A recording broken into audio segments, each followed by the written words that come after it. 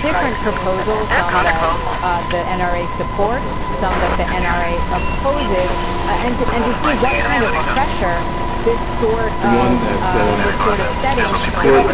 Remember, this free market and free flow of ideas, and listen to people listen to radical opinions on both sides. NRA last year, I'll never let you down. And he said that's how we'll find solutions. You let people battle it out in a free flow of ideas. Has a friend in the White House Censorship with him. has got to stop. So it remains to be seen whether or not this president is going to go beyond what the NRA has said it would accept, which is what gun control advocates and student activists want to see.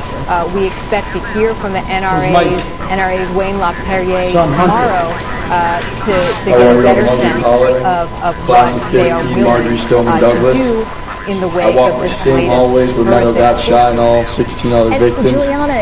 First off, I want to thank Mr. President for having us. We had a very effective meeting before we walked in this room. Who lost his daughter metabolic, and he said he would never see her again, and that he would spend his last breath making sure that something changed about this. And Nicole Hartley, the mother of a 6-year-old who was gunned down at Sandy Hook, she said, Mr. President, there's legislation that is currently available to you. Is there any sense that there will be a reevaluation of some of the legislation that is Sam out Zeith, there, or perhaps a student from Marjorie Stoneman Douglas, things that came up for a vote, did not pass? And is there going I just to be want to another take a second look first to thank you how this can for be having me, solved, Mr. and President, more Mr. quickly Vice President, than it Secretary. would be otherwise? The White House indicated yes. I was on the second floor Today in that building. He didn't mention any specific legislation. Texting my mom, texting my dad, texting 3 of my brothers, that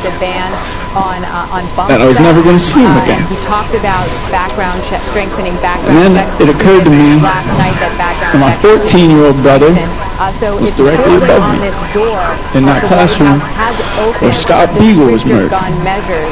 But certainly coming out of this listening session, there was no Scott Beagle on what those measures got my brother in class. Would be he was the last kid to get back into that class. Behind, and again, whether it's and willing to go I'm sure a lot of you have read my texts on the internet with my brother. I didn't plan for them to go viral. I just wanted to share with the world, because no brothers or sisters, family members, or anyone obviously, who are in ever have to crisis share now, those texts with them. Juliana Goldman, thank you so much.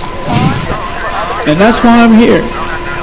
I lost a best friend. And we just finished listening to these practically a brother. And it was really quite powerful. And I'm here to use my voice because I know he can't. Who essentially said that and I know he's with me, cheering me on. How somebody his age be strong, but it's hard. Can in fact buy and to feel like this, these assault-type rifles. It doesn't even feel like a week.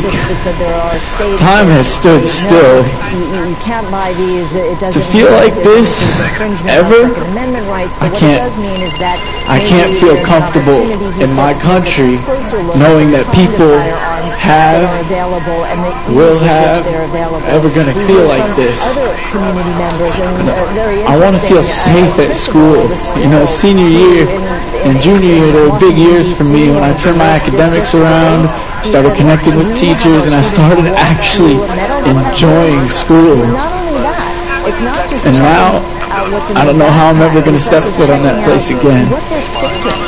Or go to a public park after school, or walking anywhere.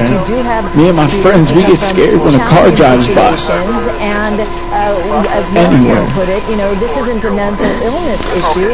This is an issue of anger and fear. I think I agree with Hunter and Huck and how we need to let ideas flow and get the problem solved. I don't understand. I turned 18 the day after. Woke up to the news that my best friend was gone. And I don't understand why I could still go in a store and buy a weapon of war, an AR. I was reading today that a person 20 years old walked into a store and bought an AR-15 in 5 minutes with an expired ID. How is it that easy to buy this type of weapon?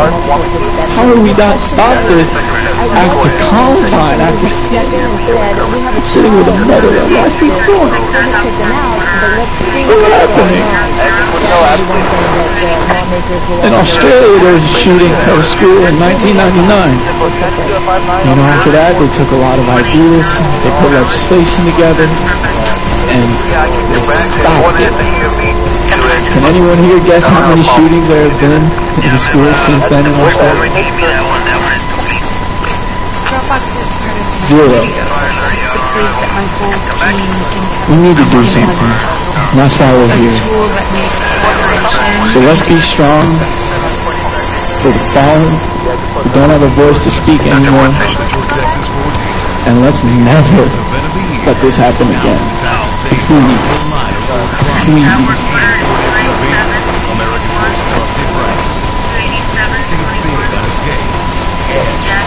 Vice President and Secretary, my story is far too well known. I had 2 sons who were at Sandy Hook School. And my oldest, who was 8 at the time, survived, and my 6-year-old son Dylan did not. And I have been working tirelessly on this issue for over 5 years now. The organization that I help lead, Sandy Hook Promise, is very focused on keeping kids safe at school because no parent should go through this.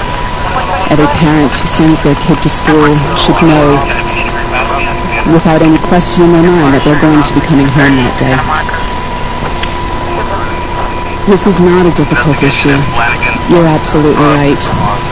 There are solutions, and this administration has the ability to put them in place. And after Sandy Hook, they said we wouldn't let this happen again, and yet it has continued to happen for 5 years. How many more deaths can we take as a country? How many more teenagers and 6- and 7-year-olds can we allow to die? Don't let that happen anymore on your watch. There are things that you can do right now. Mental health, you mentioned earlier, funding for that would be very much appreciated. The Stop School Violence Act, enabling prevention programs and reporting systems in schools across America. It's already passed through the House. It's in the Senate right now. Urge swift passage of that. That can get a lot of help to schools. I absolutely agree. Since Sandy Hook, there's been an increase in school safety and security. We've invested a lot in the bricks and mortar of our schools. We've invested a lot in the security of our schools. I think we also need to focus on prevention. How do we prevent these acts from happening? How can we help identify and get help for people who are at risk of hurting themselves or others before they pick up any weapon? That's what we need to focus on, by preventing these acts, and you have the ability to do that. There's legislation available to you right now. There are free training programs, such as our Know the Signs programs, available across the states. Right now, you could mandate these sorts of programs. You could ensure that schools, students, and educators are trained how to recognize these signs and to know what to do when they see them, and then to ensure that those tips are followed through. This is not difficult. These deaths are preventable. And I implore you, consider your own children. You don't want to be me. No parent does. And you have the ability to make a difference and save lives today. Please don't waste this. Thank you.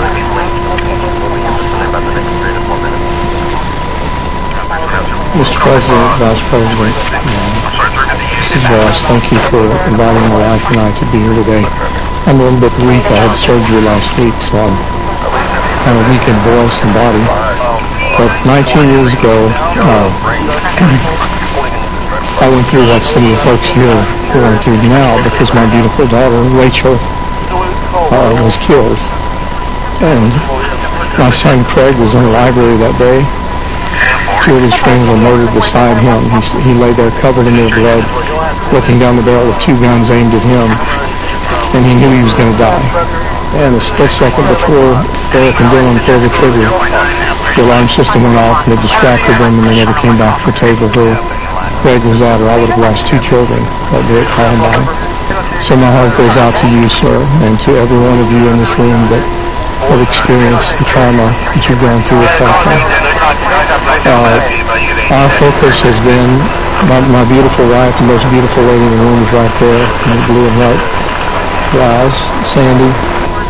We started a program called Rachel's Challenge, and it was started a year after Rachel died. And we have worked with some wonderful partners over the last few years. We worked closely with Chuck Norris and his wife Gina on a program they call Kickstart for Kids. We work with Cal Ripken Jr. and his brother Bill, and have created a program for athletes called The Uncommon Athlete, and it's based on something my daughter wrote in one of her diaries. We partner with Dr. Robert Marzano, who's one of the top K-12 researchers in the country, and a program called Wi-Fi, our dear friends, and another program called Love and Logic, Dr. Jim Fay, one of the largest parenting programs. All of us combine our efforts together. Our organization has reached over 28 million students in the last 19 years, and we have seen 7 school shootings prevented.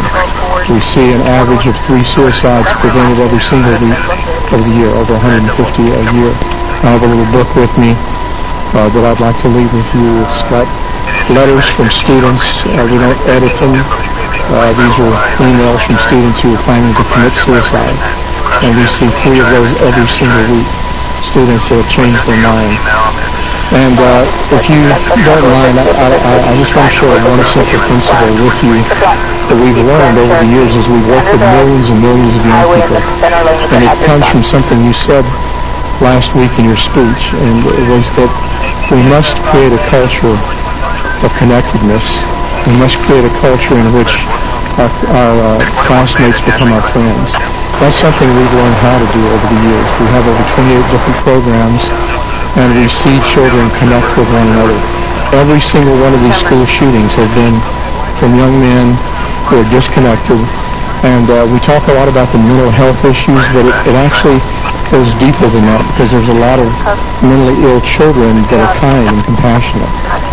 And so we work with those children every single day of the year, of the school year, but there's always the one with a propensity to violence. And so one of the things we have learned, and we train young people and we train teachers, that the focus must not be just on unity or diversity. Because if you focus too much on diversity, you create division. If you focus too much on unity, you'll create compromise. But if you focus on relatedness and how we can relate with one another, then you can celebrate the diversity and you can see the unity take place. I'm all for diversity, I'm all for unity, but the focus really needs to be on how can we connect. And that's something that we and our organizations have learned. One thing we have learned is how to connect students with each other, with themselves, with their teachers, and with their parents. And I would love to share more as we have a chance to do so. Thank you again for having us today.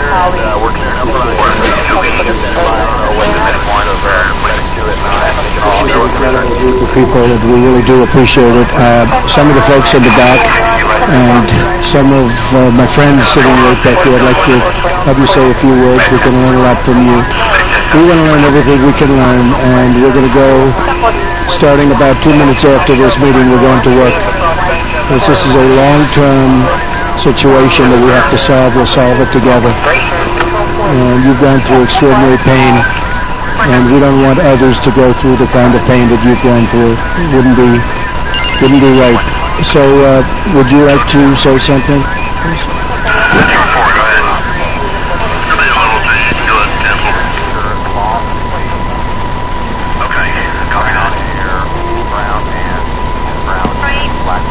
Thank you, Mr. President. My name is Curtis Kelly. I represent Thurgood Marshall Academy here in the District of Columbia. The Vice President, Madam Secretary, for having myself and Gregory Bell, who represent Thurgood Marshall. My tragedy started September the 20th of last year. I have two twin sons that attend Thurgood Marshall, and they are elite athletes, Junior Olympics. One of my sons was youth council member for the District of Columbia in Ward 5, and one day this is after school. Now I agree we need to protect our kids in schools, but we need to protect them on their safe passageways home as well. And their extracurricular activities, and their parks and recreations and everything that they try to go for their peace. So my son Zaire Kelly went to college bound right after school to announce that he was declaring for his college to run track and to further his education, become mayor of District of Columbia or something. On his route home, he got a text from my son Zaire Kelly, who was going to make it, but when he found out that he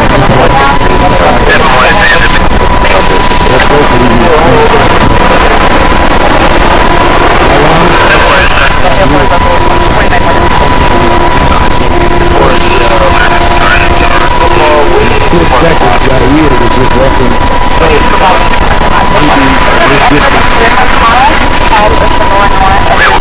turkeys at the home. When the third came out, tried to rob Zion. And he tried to rob Zaire, he tried to rob Zion 20 minutes later. Came back, so he was up front, he was with his speed. Those fast tracks, and come back to get it. Good. Put my son on the head. Tried to throw him the head. That day after the next 2 but the tragedy that the family has to live with after losing Zaire. Another son that attends Thurgood Marshall. It was a person that someone died at some event, and it was the people that worked there that were corralling and trying to get him back. He wasn't trying to fight with me, he was trying to fight with them. Give us some solutions as to what we can do. So myself, along with Hope and Hands ABC, came together, gathered with our attorney, everyone else, and said, okay, we want to do some research and find out what legislation can be found that is served to protect our students in the safety zones in the schools. It's been a fight because everybody show up for photo ops. All the politicians show up and say, we're going to get it done. We're going to protect our kids. It's just couple weeks later, school shooting. Just like we all hear about experience at the Lucy kid was shot. Dunbar, kid was shot at school. In our schools, when the street passes to the home, they're popular extracurricular. Our students have to be protected. Our students have to be protected. One local legislator knows how to be defined students. How would a criminal define a student? You was defined after you committed a crime. Yeah, that's the one. We went really over that today. We waited till the end of the day to make sure we wouldn't have to happen, but of course, we wanted to start the celebration of Hanukkah. Because the same incidences keep happening. Yep, that's the one. Schools in our community. Those that's doing the one thing. We as parents, yes, we try to pass legislation. Local. Nationally, in this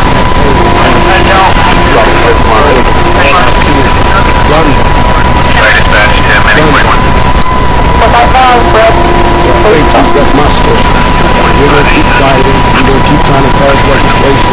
We're going to keep fighting for our state. Thurgood Marshall, here in the District of Columbia, and the trust. We're getting a call at 4560 Cindy Lane, 4560 Cindy Lane. We're approaching the County Road 48 and FM 1833.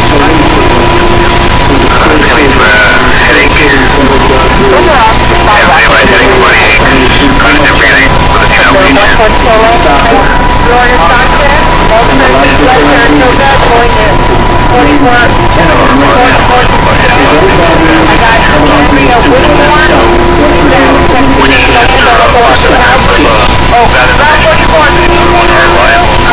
Currently got vital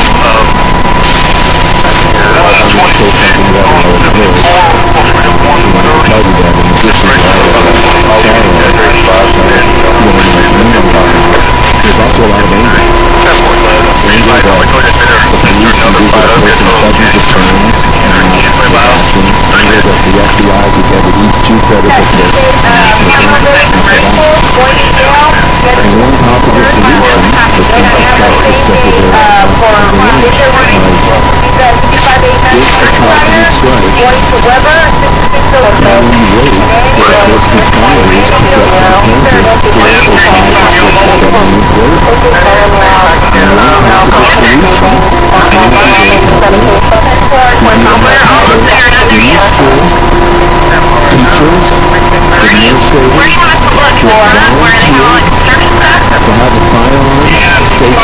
stationed up in the classroom. Are given training throughout the year. There are plenty of teachers that are already licensed to carry firearms.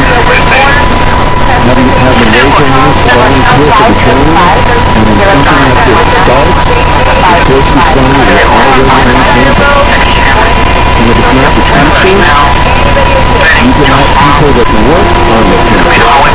A custodian, if you want to have a police, someone hits you in the library or the lunchroom, he serves lunch every day, but he also has a firearm after that. A guidance counselor.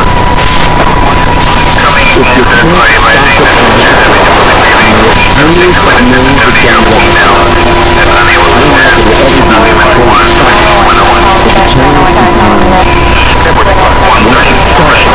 is quickly But in more than half of the counties, won't spend the money out of their budget for the training, even though the law says they should. It'll be that many more than us. So between having the school trained for lockdowns and possibly having armed personnel staff that are willing to do it, I don't want the kids to know we have their firearms. I don't want the students to know we have firearms. I don't want people walking around with firearms on their side, but when they goes off, and they put the kids in the closet, and they put the kids under the desk, then I want the teacher, open their safe, pull out that firearm, and then what you do that needs to be done while you're waiting for the helicopters and the SWAT team.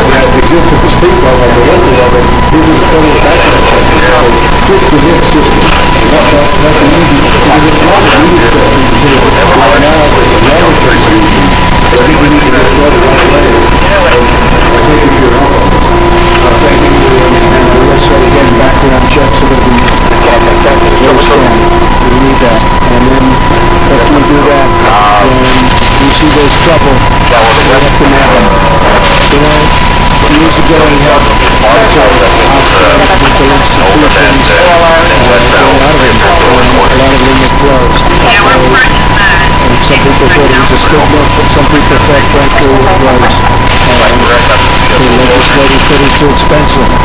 Today, if you catch somebody, they don't know what to do with him. He hasn't committed the crime, but he know very well. And there's no mental institution, there's no place to bring him.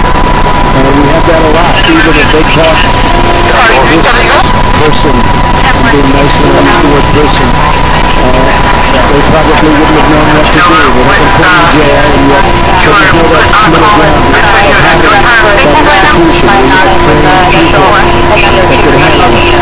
Do something about it. They find out how sick he really is. Because he's a sick child. And he should have been there when they were parents.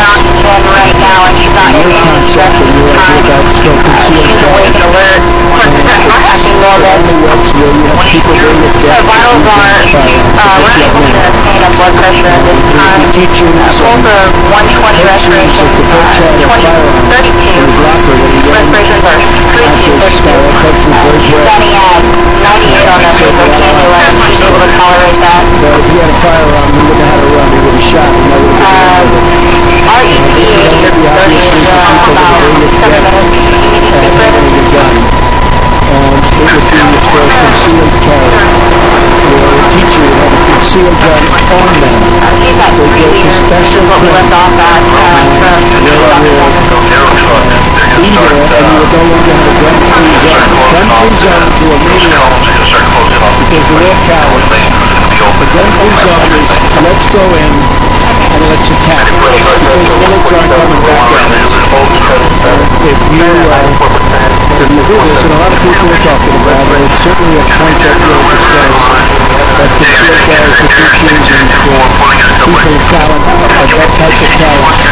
say you had 20% of your teaching course, which that's pretty much the number. And you said it, an attack has lasted, on average, about 3 minutes.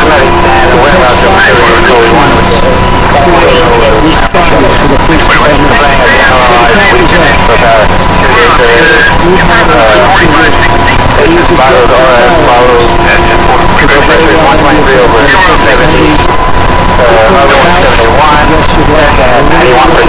and we have with a stick of 180, registrations are at 14. Just have history of diabetes and just have a heart pacemaker in place.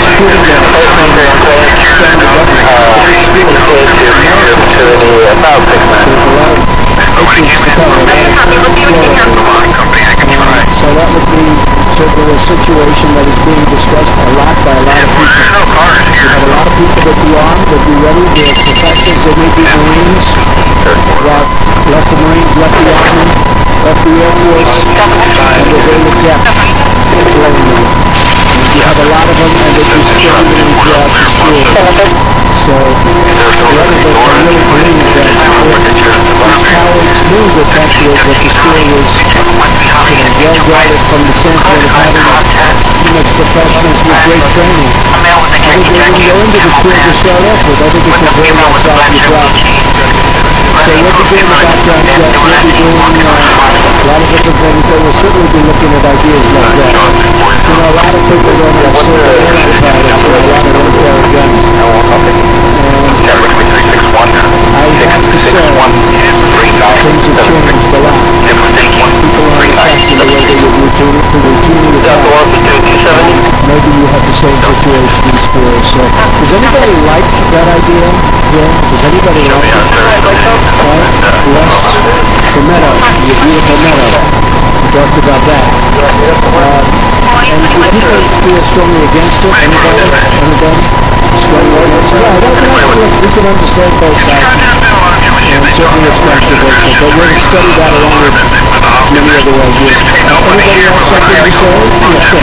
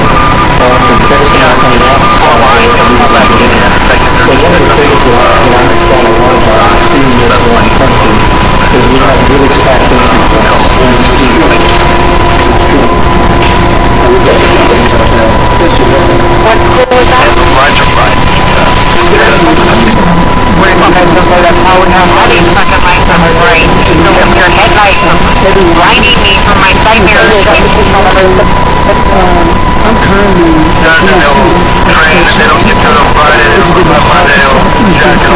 which is one of the most impoverished units in D.C. However, at our school, just a solution, we actually have checkpoints. When a student walks in, we actually have records of it. And oftentimes see that in urban education. And we actually have an X-ray to show the students what they have through it. And the student right after this was an email up here who didn't so much agree with their approach, sent me an email saying thank you. Because now I see exactly what's happening. And so we oftentimes use that GSA when the student comes in. We have somebody out there to do a check-in just to see how they do. And we have certain point people, I know this person's not feeling so well, so they won't get past people. They go through the motor test, or back go through the machine.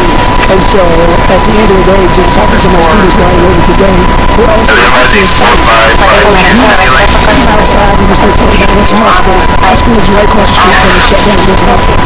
We have, you would come over to the streets, you'd be like, oh my God, and once you get inside the building, we have that family field, we have those check-in points, we have it where every visitor comes to that building, has to go through these checkpoints to ensure that our students get home safe, to ensure that our staff members get home safe. And these are just minor solutions. I will say I'm a teacher, which is teachers are emotional. People are emotional. So I think that is a huge factor. However, but having students in the lab that will just start these checkpoints to ensure that one, they're mental, they don't have a two, that we're talking about, they don't have any physical matter on them, or even have their emotions in the place set, because we consider that's a threat, it's taken away from the learning. So they actually turn themselves out. And so those things are ensuring our kids are good up to learn, to learn to they get that joy factor, they get that family feel, they're able now to connect with one another and able to communicate and not have to worry about looking over their shoulder when they go out the way to building, because it makes every person that comes to the building has been through a metal check, their bags have been checked. And so that's just a solution. Once again, my heart goes out to everyone who's been through this tragedy. There's a color heart, the white cloud brand. Thank you for being open to hearing forms of solutions. This is not going to be over. That is our request for Charlie students at 200. I think it's important to note that someone with to ever commit to a very, very small percentage. What we're really doing is more of a we can diagnose and put in mental health hospitals. This is more about funding for mental health services to help these individuals that are at risk, especially when we think about suicide. Teen suicide is one of the children, as I understand right now, and a lot of these suicide happen from identify who's at risk, who's considering these issues, who's going into crisis. Teachers, it's not personally something that I support. Rather than arm them with a firearm, I'd rather arm them with the knowledge of how to prevent these acts from happening in the first place. How do you identify the kids in your class that are most at risk? And then, most importantly, within a school, how do you have a safety assessment program so students know how to deal with all these threats, have established protocols to deal with them, and get underneath the surface of what's going on in that child's life, find out why they're on this pathway behavior, and intervene. This is about prevention, and there are some fabulous solutions in that still go to imminent danger. Let's talk about prevention. There's so much that we can do to help people before it reaches that point. And I urge you, please stay focused on that as well. It is them, it's the person behind them, and it's about helping people before they reach that point. So, I fully respect all of our amendments, including the second. In Maryland, they have proven that the Second Amendment does not protect these types of weapons. They have banned over 45 different kinds of assault weapons, including the AR. They have limited magazine size. They have proven that it's not like we have to lose our Second Amendment. You know, the Second Amendment, I believe, was for defense. And I fully respect that, like I said. But these are not weapons of defense, these are weapons of war. I still can't fathom myself being able to purchase one.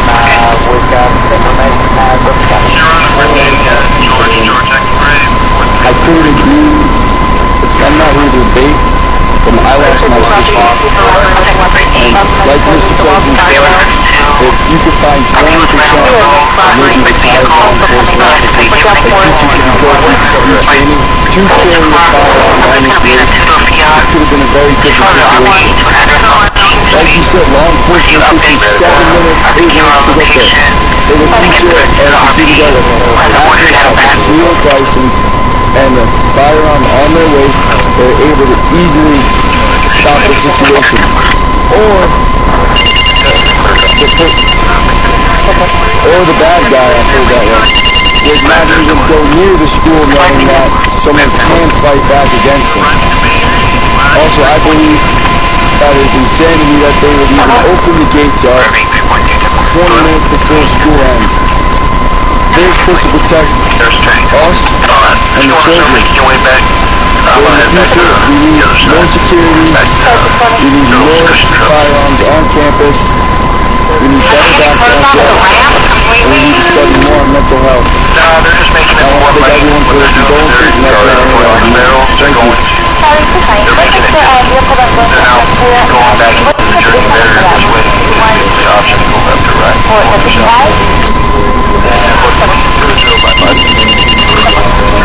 Family and friends. My name is Curtis Lawrence, the principal of Collegiate Academy. We also have MPD.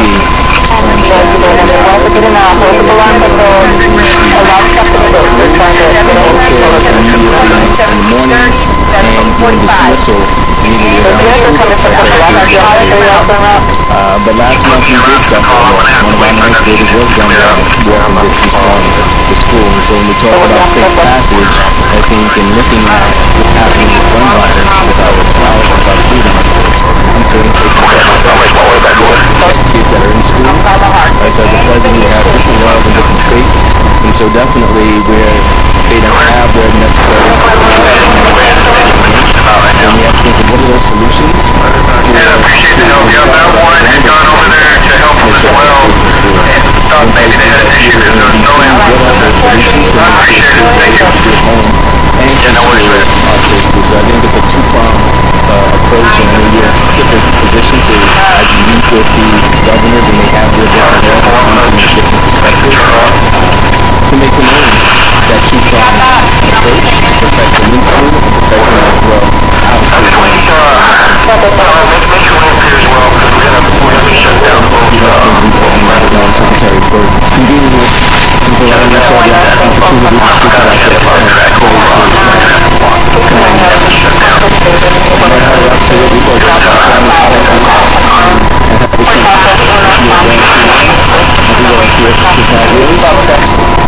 My son Daniel, he was 7 years old. He was shot to death in his birthday classroom in San Jose Elementary School just a little over 5 years ago. My wife Jackie could not be here today because she's a school teacher and she takes that job seriously and sent me as the ambassador. Jackie is a career educator and she will tell you she has spent over a decade in guns. She will tell you that school teachers we're going to be shut down Laredo, right? Responsibility. That code cross. Nobody wants to see a shooting on the school. And the sociopath on his way to murder in the school, with the outcome, knowing the outcome is going to be suicide, he's not going to care if somebody that again. That's their plan anyway. Now we're going to build on what they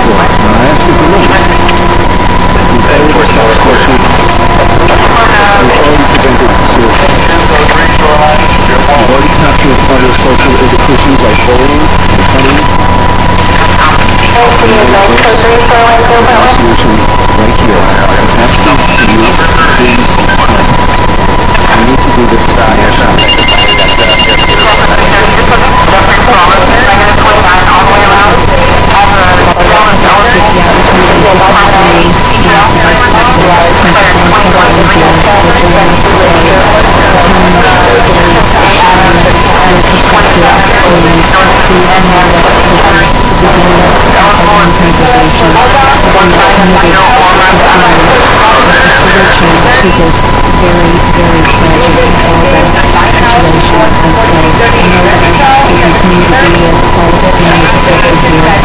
And thank you again for being with us today.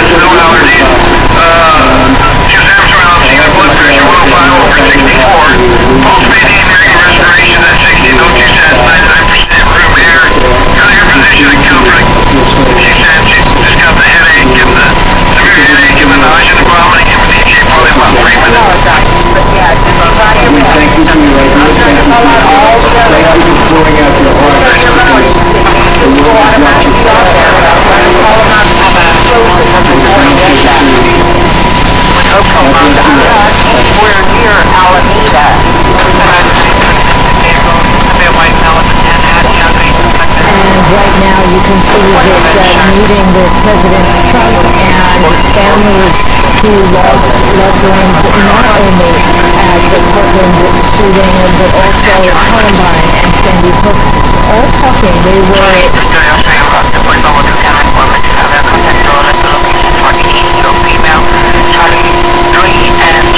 some further grief and tears flowing. One young man, Sam Zeiss, essentially said that he realized his brother was on a higher floor, and it was a teacher who had made a personal impact on him, who saved his younger brother's life. He said he was astonished that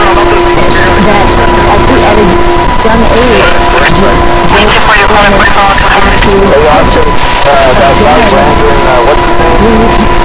He was put up, I guess, yesterday or the day before in a light like camera or something. No. Equipment and tools. Take your heart out. And level 2. Cross count. 7 of 97, 95.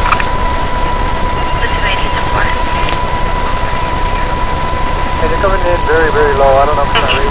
Medical on engine 1, go. Is that better?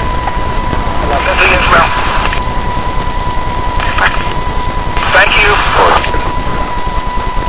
4920, clear traffic again. 902, go ahead. 20, clear and traffic location. Same location, David Tom X-ray 5743. David Tom X-ray 5743 at the same location, 10-4. 7/18 of 2002.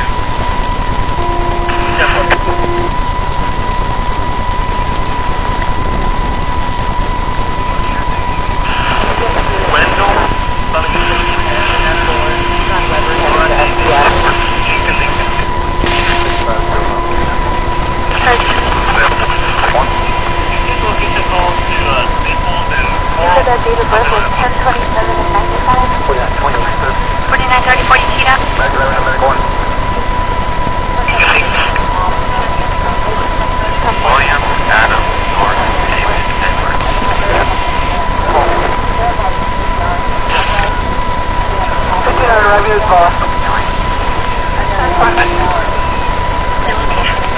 Sorry, 150 left. Okay, you came in low volume. Did you say you were around the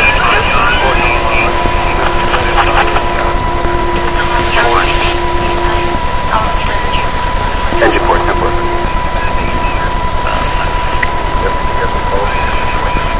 I have you with 510 over 140. We need to get Hanover Brown. Suspicious vehicle black contact was on the 12th. If I know what's happening, possibly in the drive at my litter. Spoke there, spoke there one in the apartment.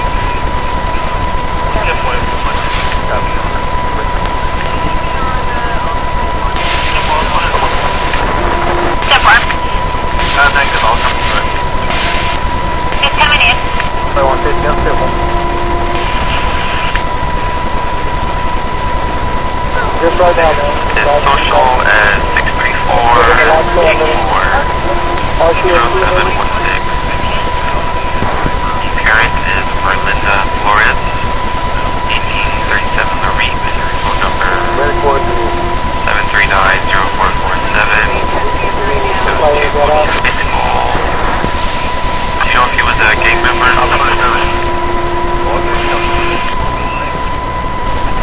Yeah, traffic. 15. We're, which one do you want to go? 07. 39.5 to Bay Area. Is it already UID?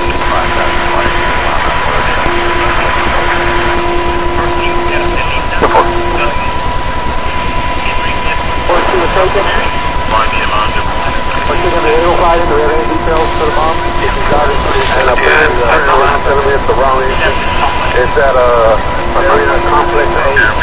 We're headed back down an upper road right now by navigation. Sorry, I'm on the line with the RP. Charlie 230, you know, custody at 1434. Irwin Avenue, Oak Park, sure,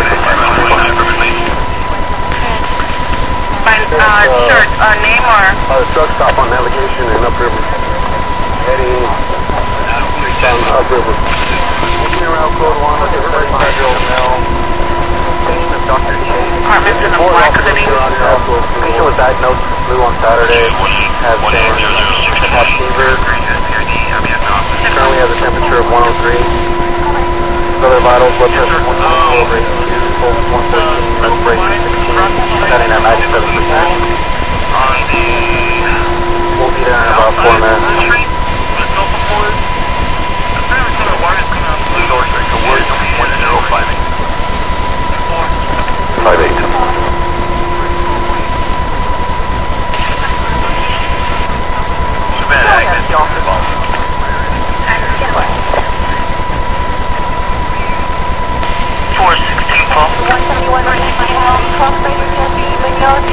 Yes, ma'am, I'm not on traffic.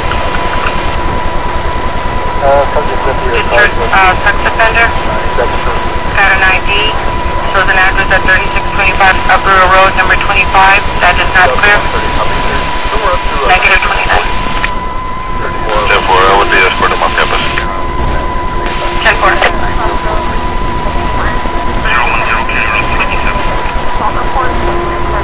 4010 County Road 67. Anybody could have 4 hours. There's also another local area of 1317 between the visit and coordinate of 5 hours. Fire dispatch at 11:29. We're going up to be 81008.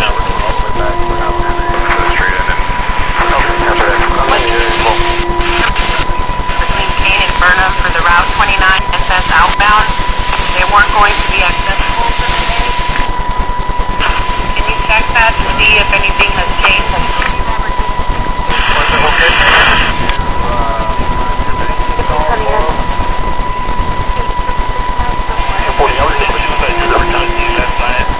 Sorry about that.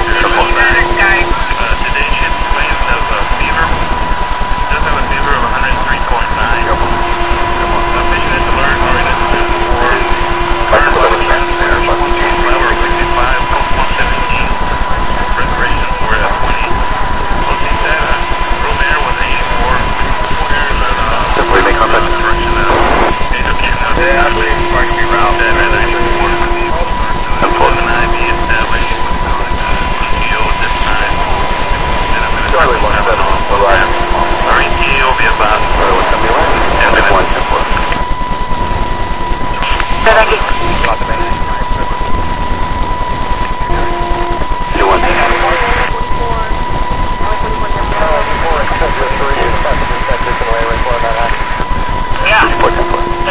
Hey, we're going to help out the marshal.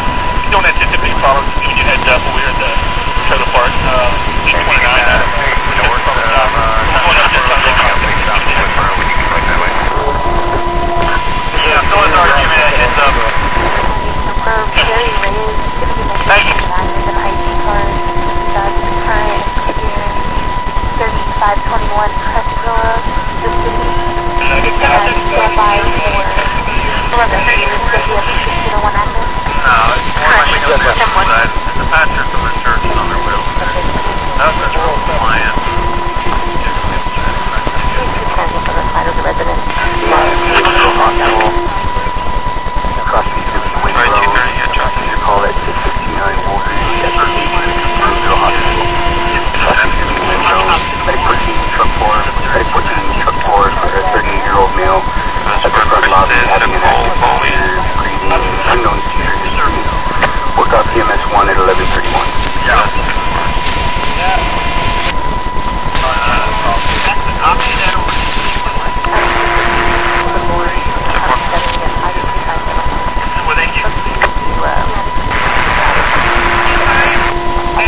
Erica Cardano is on the oversight, 1025. Code 1 shoreline 0.1. Okay, I could probably help you though because I'm going to Monique, but I'm not sure it'll be close to the window, and I would have to go drop off. That's fine. I appreciate that. That'll help a lot. I just paid, but just so you know, she's with me. She said it was normally started about 15 minutes ago. Current patient is anal temporal TTS of 15. Patient's current vital signs are blood pressure of 56 or 86 and heart rate of 102. She is at 99% of room air. This time we have patient precision comfort. We do have an appendicitis status. Patient has no parental medical history. EKG showed a sinus tag with no topics. ETA to your facility. 4 minutes. No doctor. Blood pressure is 156 over 86. 1 inch laceration to her left middle finger. 3 or 4 small puncture wounds to her back. Patient is ANO times 4. Current vital BP is 90 over 64. Pulse rate of 986. Respiration to 12 sat. 100% supervisor. You do have injuries bandaged. Your facility would be about 3 minutes.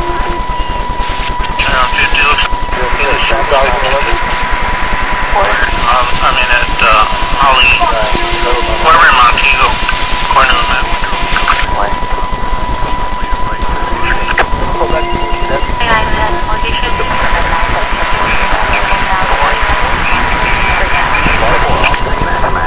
Actually, we'll be stopping 1700 Mary. Adam, all 74490.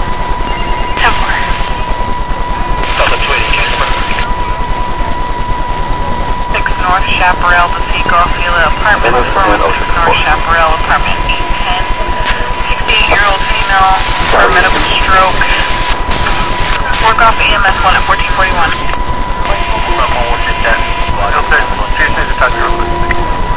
Medics okay. I just, officer's going to collect everything. 2 medics. I'll call. 886-2645. 886.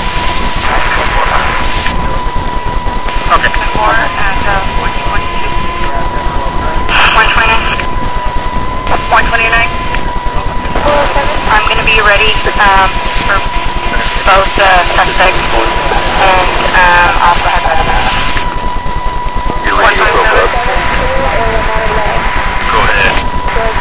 129, got 2 transports to JTC. Battalion, you ready to go? Be around to him. Can you hear me now? No. Step 1. That's 15 Go for it. Okay, Can we,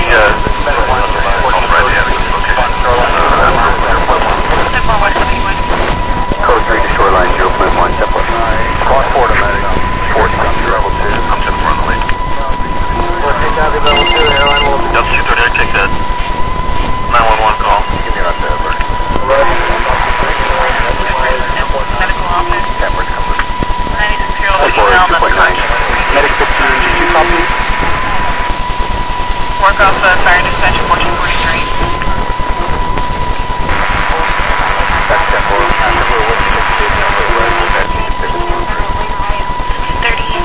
Call taker advises to be We're coming from a refinery plant. 23-year-old female patient, unknown doctor at this time.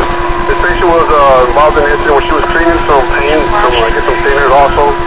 They had, it looked like a paint pad, and somehow she got a flash fire, burning about 70 to 80% of her body. It looked like a second-degree burn. She is constant learning, knowing your times 3, no complaints of, no other complaints this time. She sat in 97%. We're attempting 2 IVs this time, so we're going to attempt to administer some morphine. Each EMC is going to be about 5 to 7 minutes now.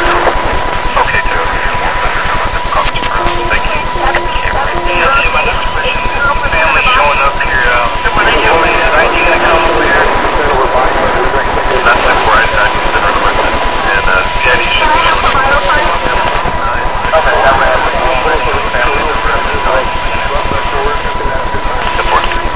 Thank you, sir. First name Rufus, middle name hopefully Omar, 72290.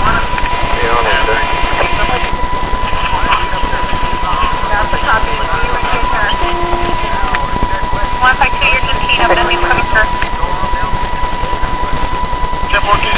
You can show me clear from that last call, and I got some traffic going on here, so I'll let you know.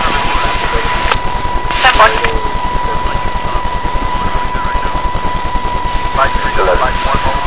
Riley shoreline 10.5. Medical level 10.5. I'm showing negative 29 TID and negative municipal. Yeah, an ID card.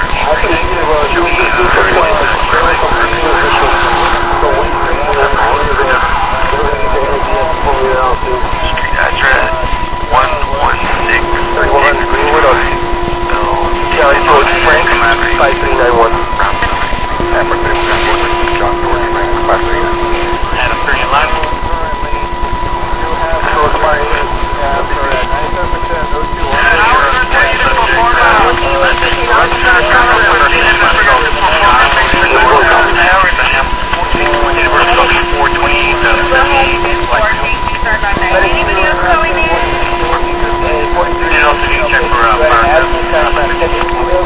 We do have her on a nebulizer right now. She's at 96% before the nebulizer treatment.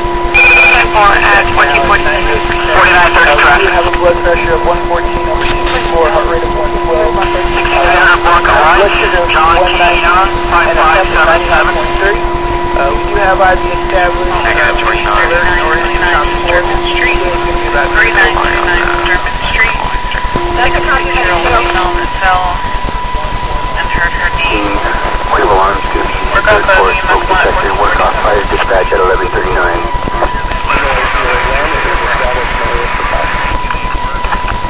Adam 311, can you send me medic for some testing?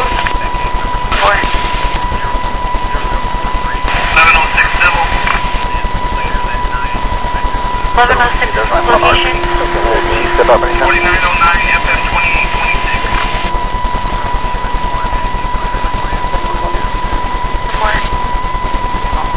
05, you check the plate for 29 for me.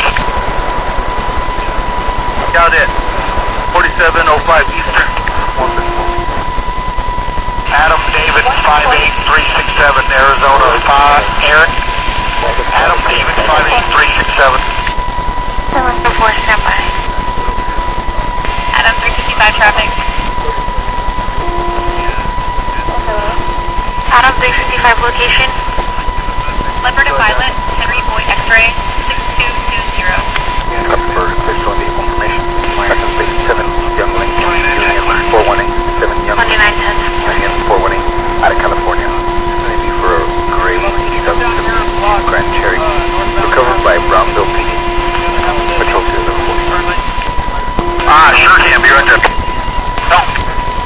Bobby, left lane, northbound, right before you get to that driveway that turns up into the judge's office, just force them over to the right lane. Now take your unit. Now we'll need a unit. Okay. Then when we get the center lane mark finished, we'll have you move over to the right lane, and then we can do the curb to force the traffic to the left lane.